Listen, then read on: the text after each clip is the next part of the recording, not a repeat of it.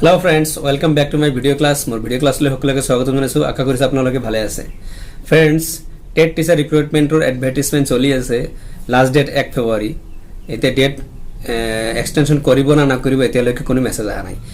তো মই আপোনালোকৰ লগত আজি কিছুমান টেট সম্পৰ্কীয় টেট এপ্লাই সম্পৰ্কীয় কিছুমান ইম্পৰ্টেন্ট কথা ডিসকাস কৰিবলৈ গৈ আছো। পাৰ্সোনাল এক্সপেৰিয়েন্সৰ পৰা কৈ আছো। আপোনালোকে যে এডভাৰটাইজমেন্টটো পঢ়িছে এটো ভালকৈ পঢ়িব আৰু যেতিয়া আপনি এপ্লাই কৰিব তাত মানে যাতে কোনো ধৰণৰ মিস্টেক নহয়।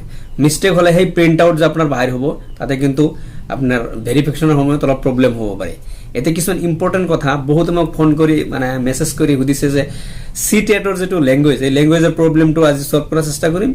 লগতে আমাৰ কিছুমান প্ৰশ্ন কৰিছে যে এসওএছত বেলেগ বেলেগ সাবজেক্ট আছিল আৰু হায়াৰ সেকেন্ডাৰী পঢ়াৰ সময়ত বেলেগ বেলেগ সাবজেক্ট আছিল। এইবিলাক আমি মাৰ্ক বিলাক এড হব না নহব এই গুৰুত্বপূৰ্ণ সম্পৰ্কে কিছুমান কথা কম। আপোনালোকৰ এই বিষয়ে নলেজ থাকিব লাগিব আৰু নহলে যদি আপুনি কিবা মিস্টেক কৰে তেতিয়াহলে আপোনাৰ ক্যান্ডিডেটছৰ ক্যান্সেল হ'ব পাৰে। তো গতিকে ভিডিও ক্লাছটো শেষলৈকে চাব। লগতে মোৰ চেনেলত যদি আপোনালোকে নতুন আহিছে তেনেহলে মই মোৰ চেনেলটো সাবস্ক্ৰাইব কৰি দিব। মই সদায় আপোনালোকক হেল্প কৰি যাম। So let's start da video class. প্ৰথমতে ল্যাঙ্গুৱেজ প্ৰবলেমটো মই কৈ আছো। আপোনালোকে বহুতে মোক মেছেজ কৰিছে বা ফোন কৰিছে যে স্যাৰ মোৰ সি টেটত ল্যাঙ্গুৱেজ টু বেঙ্গলী আছে, মই বেঙ্গলী মিডিয়ামত এপ্লাই কৰিব পাৰিম না নাই, বা সি টেটত ল্যাঙ্গুৱেজ হিন্দী আছে, হিন্দী মিডিয়ামত এপ্লাই কৰিব পাৰিম না নাই। এবাৰ কথা হল সাৰ্ভিস ৰুলসৰ কথা মই কম, বাকি নতুন ৰুলসৰ কথা মই নকওঁ। সাৰ্ভিস ৰুলস মতে আপোনাৰ মেট্ৰিক এডমিটহে চাব। মেট্ৰিক এডমিটত যদি আপোনাৰ দুটা সাবজেক্টৰ নাম থাকে, এটা হৈছে এমআইএল আর এটা হচ্ছে ইলেকটিভ। এই দুটা সাবজেক্টের নাম থাকে মেট্রিক এডমিট। এই দুটার উপর ভিত্তি করে আপনার ভেরিফিকেশনের সময়ত ভেরিফিকেশন কৰিব। এটা অনলি সিটেটত আপনি বেঙ্গলী লৈছে, বাকি সদায় আপনি অসমীয়া পঢ়িছে, সেইকাৰণে আপনি বেঙ্গলী মিডিয়াত কোৱালিফাই কৰিব নেকি, এইটো এটা প্ৰশ্ন চিহ্ন। আপনি সেইকাৰণে আপোনাৰ যদি মেট্ৰিক এডমিটত এমআইএল বেঙ্গলী থাকে তেতিয়াহ'লে আপনি বেঙ্গলী মিডিয়ামৰ কাৰণে কোৱালিফাইড। তাৰপিছত আপনার এমআইএল যদি বেঙ্গলী মেট্রিক এসএসএলসি এক্সামিনত যদি এমআইএল যদি আপনার হিন্দি থাকে তাহলে আপনি হিন্দি মিডিয়ামের কারণে কোয়ালিফাইড। আৰু যদি আপনার মেট্রিক এডমিটত যদি আপনার এমআইএল অসমীয়া থাকে তাহলে আপনি অসমীয়া মিডিয়ামের কারণে কোয়ালিফাইড। তো এইটো হৈছে আপনার সার্ভিস রুলস। এটা অনলি আপনি গোটেই বছর অসমীয়া পঢ়িছে আৰু সি টেটৰ বেলিকা আপনি অলপ খালি বেঙ্গলী মিডিয়াম কৰি দিছে, আপনাৰ এমএল টু বেঙ্গলী কৰে দিছে, ইয়াৰ উপৰ আপনি বেঙ্গলী মিডিয়ামত চাকৰি কৰিব পাৰিব নাই, ইয়াৰ উপৰ কিন্তু প্ৰশ্ন চিহ্ন আছে।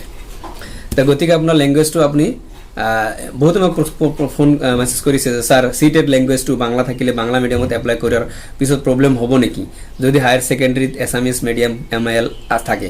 হয়, নিশ্চয় প্রবলেম হ'ব, কারণ অসমীয়াটো আপনার বেঙ্গলী মিডিয়ামত এপ্লাই কৰাৰ লগে লগে আপনার বেঙ্গলী সাবজেক্ট থাকিব লাগিব।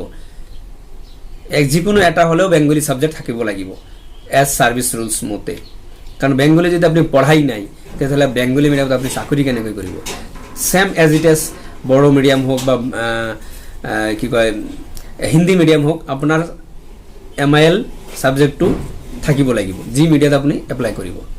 হোপফুলি আপোনালোকৰ এইটো কনফিউজন ক্লিয়াৰ আছে। এনেকুৱা যদি কাৰোবাৰ থাকে তেতিয়াহ'লে আপোনালোকে অলপ কৰিব, যিটো আপনাৰ মাধ্যমিকত আছিল সেইটোত এপ্লাই কৰিব, তো আপনাৰ ক্যান্ডিডেটছ ক্যান্সেল নহ'ব। এসএছৰ হয়, এসএছৰ প্ৰবলেমটো মই ডিসকাস কৰিব গৈছিলোঁ যে আপুনি যিকেইটা সাবজেক্ট আপনি এসএছ মানে কি বেটাৰমেন আপনাৰ যি সাবজেক্ট আপনি পঢ়িছিল, যিটো সাবজেক্টৰ আপোনাৰ নাম্বাৰ কম আহিছিল, সেইকেইটা সাবজেক্ট ইম্প্ৰুভ কৰাৰ কাৰণে আপুনি পৰীক্ষা দিছে। বহুতে মোক এই প্ৰশ্নটো কৈছে, স্যাৰ ৰিপ্লাই দিবচোন, মই এসএছৰ এটা সাবজেক্ট বেলেগ এইবিলাক লৈছিলো, এইটো এড হ'ব না নহ'ব? আপুনি যেতিয়া বেলেগ সাবজেক্ট লৈছিলে তেতিয়া সেন্টার ইনচার্জ আপোনাক বেলেগ সাবজেক্ট ল'বই দিব নালাগিছিল। মানে আপোনাৰ বেটাৰমেন্ট মানে আপোনাৰ ফিজিক্স বেয়া হৈছে মানে ফিজিক্স দিব, আপুনি কেমিস্ট্রি বেয়া হৈছে মানে কেমিস্ট্রি দিব, আপনার ইংলিশ বেয়া হৈছে মানে ইংলিশ দিব। কিছুমানে তো দুটা সাবজেক্ট দিয়ে, এতিয়া সেই আপোনাৰ যে দুটা সাবজেক্ট বেয়া হৈছে সেই দুটা সাবজেক্ট দিব, বাকি আপুনি বেলেগ কিবা সাবজেক্ট ল'লে কি সেইটো এড হ'ব নেকি? এইটো এজ পাৰ ৰেগুলেশ্যন আপনি দিবই নোৱাৰে। এতিয়া যদি দি পেলাইছে এইটো আপোনাৰ ভুল হৈছে, সেন্টার ইনচার্জে দিবই নালাগিছে। এড হ'ব না নহ'ব এইটো তো গভর্নমেন্টের কথা, এটা আমি কেনেকৈ কম? কিন্তু আপনার যেতিয়া পরীক্ষা দিছে তেতিয়াই ভুল কৰিছিল। এতিয়া can CTET paper 1 qualified candidate fill up the form of Hindi UPS? Paper 1 qualified paper 2 কেনেকৈ এপ্লাই কৰিব এইটোতো নোৱাৰিব এইটো সম্ভৱেই নহয় তাৰপিছত কৈছে যে স্যাৰ এইবাৰ যেহেতু সিটেট এপ্লাই কৰিব সো কাট অফ নকমিব বেছি হয় কিন্তু মই সিটেটৰ কথাটো কৈছো যে সিটেটত যিবিলাকে হাই পাৰ্সেন্টেজ সিটেট পাস কৰিছিল তেওঁলোকে অসম টেটও পাস কৰিছিল বেছিভাগ candidate most of the candidate এনেকুৱা আছিল বাট অলপ হেৰি ক্যান্ডিডেট যেটো সিটেট খালি পাস কৰিছে অসম টেট পাস কৰা নাই অলপ সংখ্যক ক্যান্ডিডেট আছে মানে পাৰ্সেন্ট নিয়াৰ এবেল 5% আৰু যিবিলাক সিটেট ক্যান্ডিডেট আছে তেওঁলোকৰ যিবিলাকৰ ল পাৰ্সেন্টেজ এইবিলাকে আপোনাৰ অসম টেটৰ লগত একে প্ৰায় নেক্সট কোশ্চেন কৰিছে CTET language second language Bengali থাকিলে বেঙ্গলি মিডিয়ামত এপ্লাই কৰা যাব নেকি স্যাৰ যদি আপুনি মেট্ৰিক এডমিট বেঙ্গলি আছে তেতিয়াহ'লে আপুনি বেঙ্গলিৰ কাৰণে এপ্লাই কৰিব পাৰিব এটাতো বহুতে প্ৰশ্ন কৰিছে সো এই কেইটা বস্তু আপোনালোকে ধ্যান ৰাখিব কাৰণ এটো লাইফৰ কথা কাৰবা কথাত আপুনি ই কৰিব দুই তিন জনৰ লাগিলে আপুনি এভিডেন্স ই কৰিব যে এজ পাৰ সাৰ্ভিস ৰুলস হেতু কি কয় হেতু আপুনি ফলো কৰিব মানুহৰ কথাটো বাদ দিয়ক সো আজিৰ এই ভিডিওটো বনোৱাৰ উদ্দেশ্য আছিল এই বহুত প্ৰবলেম ফেস কৰি আছে যে এই ল্যাঙ্গুৱেজৰ প্ৰবলেম আৰু এসওএস ৰ প্ৰবলেম তাৰ লগতে আৰু কিছুমান প্ৰশ্নৰ আমি আনসাৰ দিলো বাকি যেখিনি কৈছে যে মোৰ 187 মই পাম না নাই মই 197 মই পাম না নাই ইয়াৰ ওপৰত মই কাট অফ লিষ্ট ফুল কাট অফ লিষ্ট ভিডিও বনাইছো মই ডেসক্ৰিপশন লিংক দি দিম আপোনালোকে গৈ চাই লব মই এটা আইডিয়া দিছো ইয়াৰ ওপৰত হয়তো 1 2 হ'ব পাৰে নাইবা তলত 1 2 হ'ব পাৰে তো ইয়াৰ পিছত মই এটা ভিডিও ক্লাস লৈ আহিম যেটুত